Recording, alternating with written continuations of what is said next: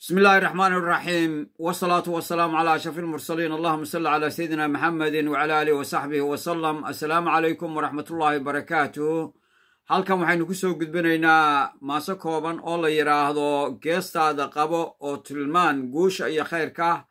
waana maaso ku socota Xuseen Jaamac, wariyaha ama youtuberka maxaa ku dhaca aqoonyahanka ah in badan difaaca midnimada iyo maaragtay sharafka iyo karaamada ummadda Soomaaliyeed.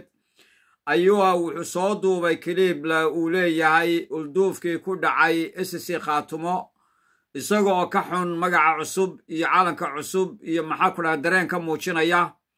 soona qaatay khudbadii waxa weeye Siciid Cabdilaahi Deni iyo mid uu Xasan Sheekh lahaa oo hore, isla markaana uu leeyahay waxa weeye maxaa ku dhacday waxay ahayd inaad waxa weeye maxaa ku dhaca aad iyo aad loo dharaandhiriyo Siciid Cabdilaahi Deni.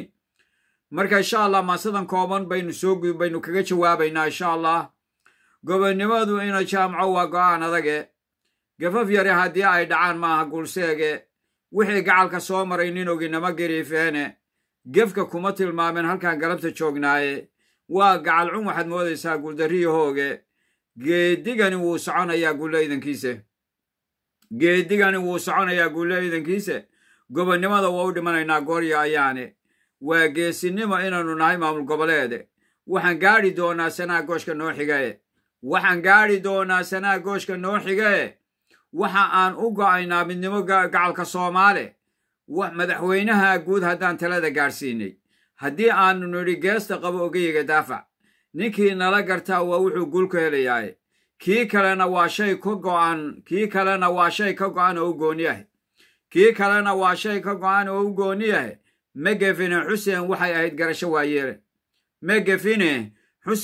ahayd garasho waayeele.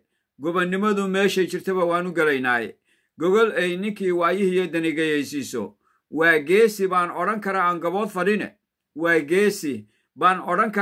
faline. deni wuu gardarayaa haddeer wuuna gudayaaye. isagaa go'aankiisa hore haatan gees maraye. wuxuu gooni goosiga ka rabo waa garaad xume. isagaa isgowracay duqoo gudan xilkiisiiye. isagaa go'aamada khariban gaadho weligiise. isagaa gunuuska iyo yaqaan guuxa aan damine. guul baanu joognaa xaqiiq guulo mahadiise. mana gaabin doono Xuseen waan gurmaraynaaye. gobonnimadan waan dhowraynaa geeri ka horowe. geestaada qabo oo tilmaan guusha iyo khayrka. ilaahay subxaana wa tacaala ha ku waafajiyo. assalaamu calaykum waraxmatullaahi wabarakaatu.